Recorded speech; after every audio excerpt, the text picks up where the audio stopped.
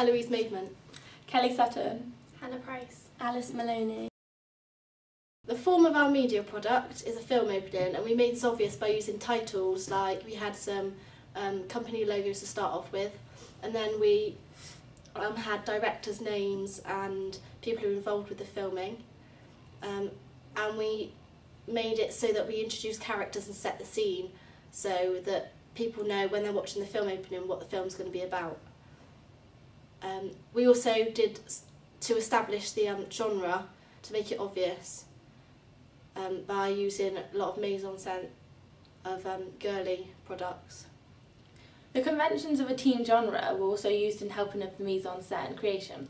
We decided to use teen characters in this film because if we didn't use teen characters, they wouldn't believe it was actually a teen film. We also decided to go with the overall teen theme of being bitchy, drama, and drama involved, and in a school setting, which also created the idea that it was actually a teen film.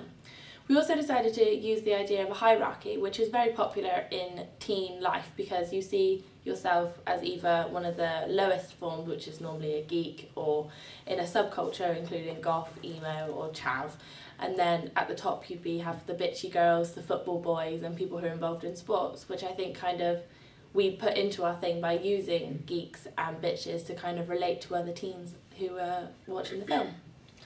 We looked at other types of real media, such as the film Legally Blonde, and we looked at the conventions they use regarding the kind of characters, like the bubbly kind of blonde, the stereotypical like bitchy high school kind of girl, and the way things we focused on was the way they were like so high maintenance, and we used this in our film opening to make a build-up of the girls getting ready.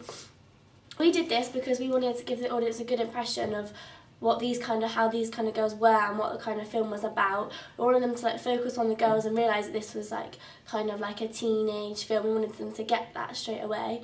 When we filmed it, we did obviously like the makeup, the shoes, the hair, and from the first couple of scenes, these could have been like any girls. You didn't know they were going to be like really bitchy, those kind of like blonde, like bombshell girls. It's not until the scene when they're in the school and they walk through the door that you realise that these girls are kind of like the mean girls, kind of like that's what we wanted the audience to get.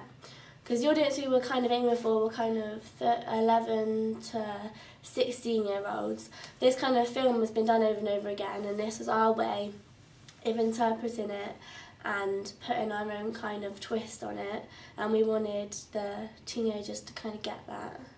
We used a varsity font, which is like American style, in our opening. Shows it's a high school, American high school. They use it for banners and stuff typically over there.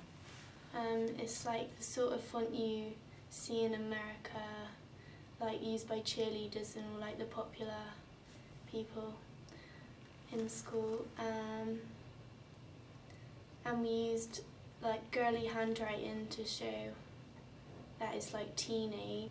We use the kind of like girly handwriting because that's like stereotypically what people expect from girls like that, like girly girls have like the girly swirly writing, yeah, and we thought that that kind of writing would link in well with the theme of our opening, and we also had some feedback as well which said that the writing fitted in well with the theme.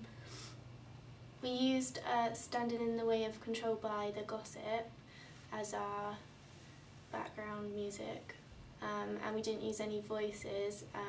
It was kind of like really strong music. We just wanted to make like a really big impact when the girls first walked in. It just builds up to that corridor. Use that piece of music just so we had that specific piece of soundtrack on that specific piece of scene. We also used influences like Juno and again Legally Blonde to do this because we thought that using music would establish the genre better than voices. We thought that this big build-up with the music would be a lot better than just going straight into talking, because we thought it would look better and sound better, which we thought it did, and from our feedback that we got, it did actually work a lot better than adding voices.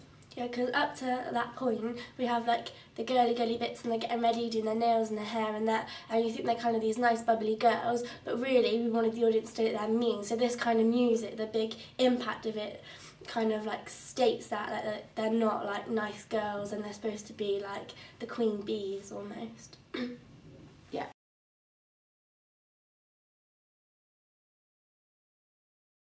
Tried to represent the two social groups in our film opening. We used geeks, who are like the bottom of the school hierarchy, and like the popular girls, who like think they're better than everyone. We did this in a number of different ways. One of the biggest impacts to achieving this was probably the mise en scène. We made sure that all the surroundings and everything was all like really girly and really pink and kind of represented the characters' personality. So for us, reflecting like social groups was quite easy because it was set in a school, and in schools there's always like the social groups and like hierarchies.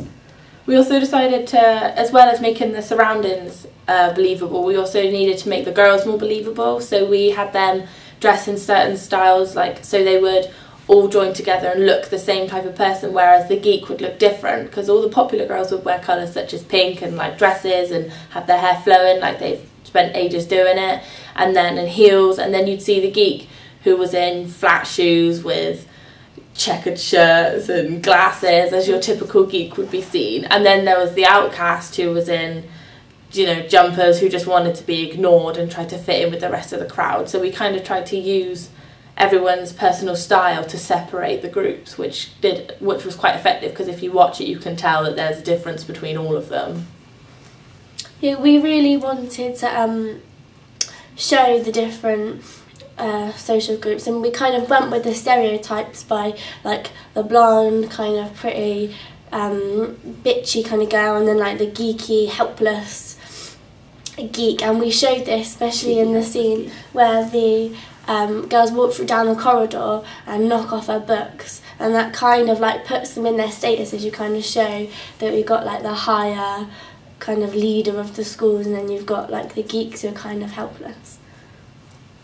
We also used the final of our opening sequence. We tried to use a look between the bitchy girls and the outcast, because we wanted to show that between them is quite some friction, because like the geek wouldn't ever try and stand up to a bitchy girl because they think they are too low and they wouldn't try. But when there's an outcast who doesn't see the bitchy girls as better than, they just want them to be, you know, kicked off their pedestal really. So they think so we tried to use this bitchy look between them two to show that there is some friction between some people and the bitchy people, whereas the geek would really just sit back and let the outcast take over, which we tried to portray.